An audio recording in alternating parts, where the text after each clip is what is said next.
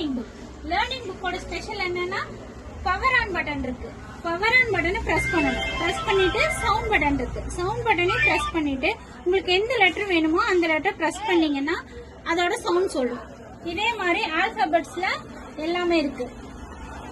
ஆல்பபெட்ஸ்க்கு அப்புறம் நம்பர்ஸ் இருக்கு. நம்பர்ஸ்க்கு அப்புறம் ஃப்ரூட்ஸ் இருக்கு. ஃப்ரூட்ஸ் உங்களுக்கு கேட்கணும் அப்படின்னீங்கன்னா அதே மாதிரி சவுண்ட் பட்டனை கிளிக் பண்ணிட்டு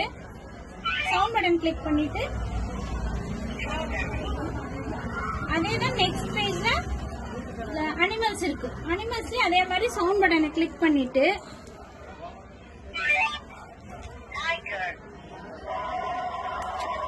நெக்ஸ்ட் டிராவல்ஸ் இருக்கு.